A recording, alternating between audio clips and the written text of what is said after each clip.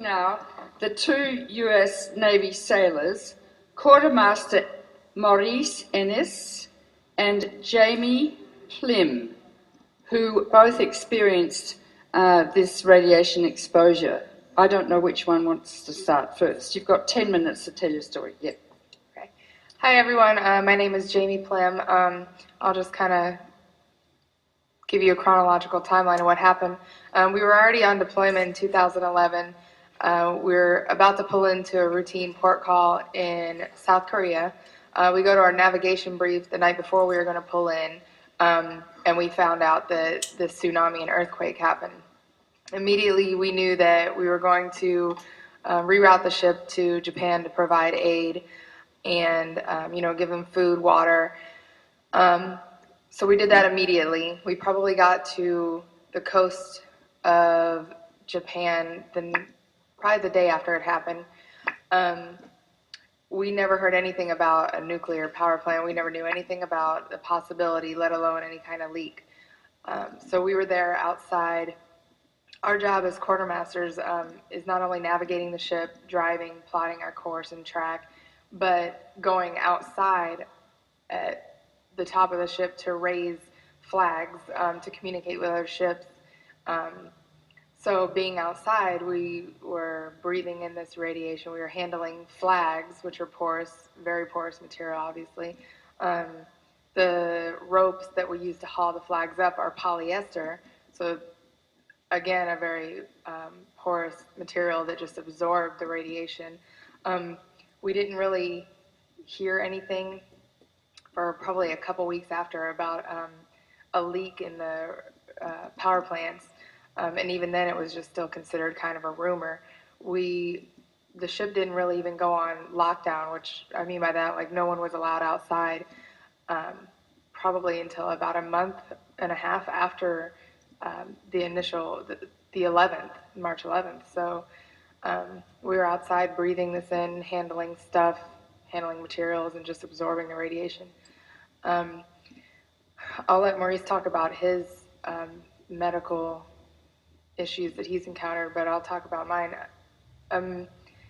We didn't finish that deployment until October 2011, so we carried on with our deployment. About halfway through, probably around the summertime, my menstrual cycle just disappeared completely. And then it would come back and disappear and go on and off. And this happened until about the summer of 2012, where it came back in such full force that I was in and out of the emergency room. Once they thought they were going to have to do a blood transfusion on me because I had lost so much. They couldn't. I was still in the Navy for this past year. I got out this past January 2013, so I was still getting Navy care for that year. I was already on the birth control pill, which I guess they would do to control that kind of menstrual cycle. So the only thing that they could do is say, this is called dysfunctional uterine bleeding, and we can give you an IUD with hormones in it. And so now that's what I have. It hasn't really stopped it. I still have this issue, and now I have to pay for the medical costs of that. In addition to that, in February 2012, I developed bronchitis, and then from February to the summer of 2012, I got it 6 times. I was sent to a respiratory doctor, and it was determined that I developed asthma. So a lot of people don't understand that once you get out of the Navy, you don't get any health care at all. If you retire and you stay in 20 years, you get health care. But we only did 1 enlistment. I did 5 years, he did 4, so we don't get that unless it's a disability, a service-related disability, which dysfunctional uterine bleeding does not really count as a disability as of yet. So we're still fighting that case, and this is also what we're involved in a lawsuit against TEPCO for medical expenses that we're going to have to pay out of pocket for. I'll speed it up because I know I don't have much time. I'll start with the beginning of my story where I received the radiation.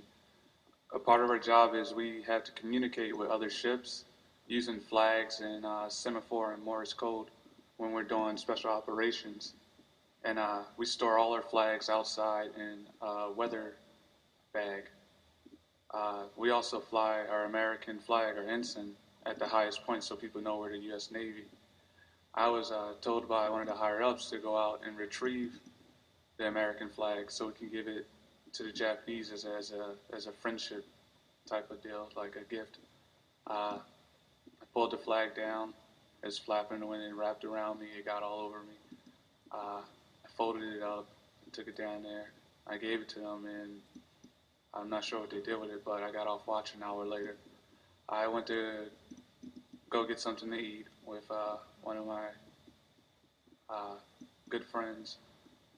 We stopped, I used the restroom, and we're just joking around because at the time there's still rumors going around about radiation being on the ship.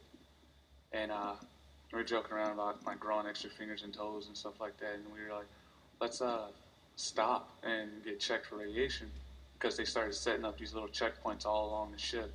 And they're saying it's just a precaution, you don't have nothing to worry about. If you get some free time, just go get checked out. And we're joking and laughing, walking over there, and he gets checked first, and nothing happens. He gets his hands checked, and nothing happens, and he's like smirking like, I told you, this is a waste of time.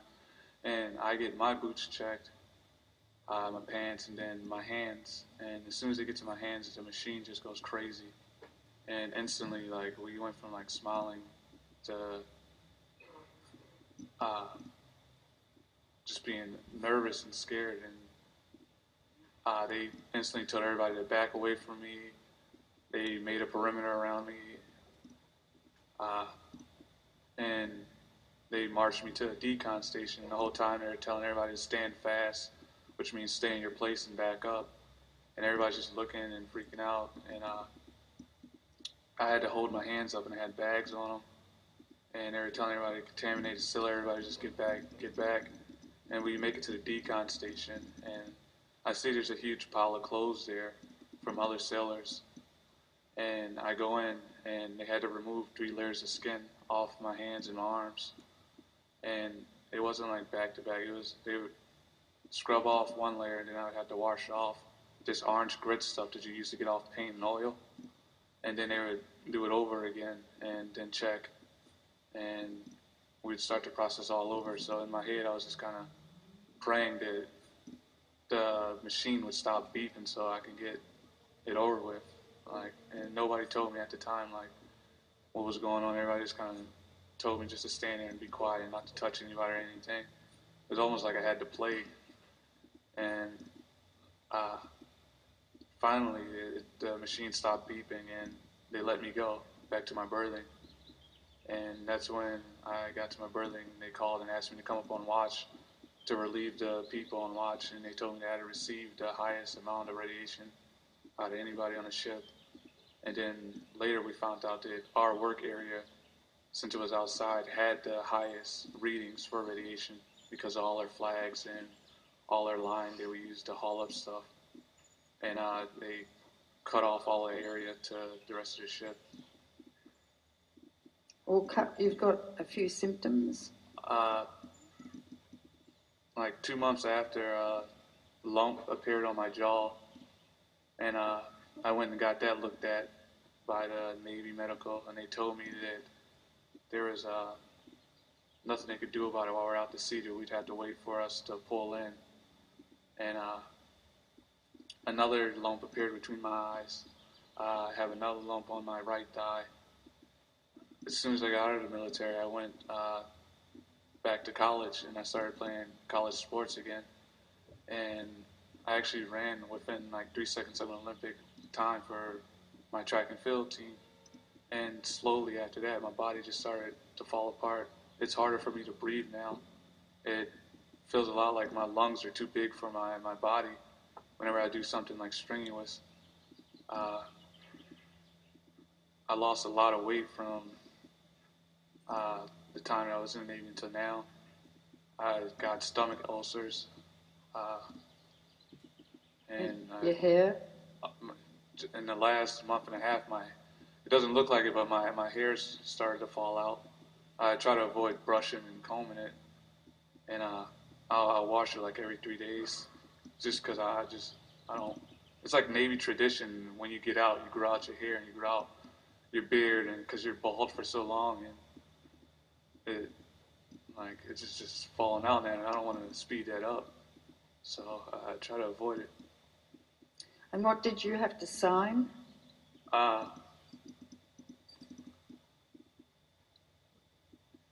like a little bit after we found out the ship was radiated and we had finished up helping out, we left the area, and before we pulled into our first port since the disaster, we all had to sign this paperwork saying that the military is not to be held liable for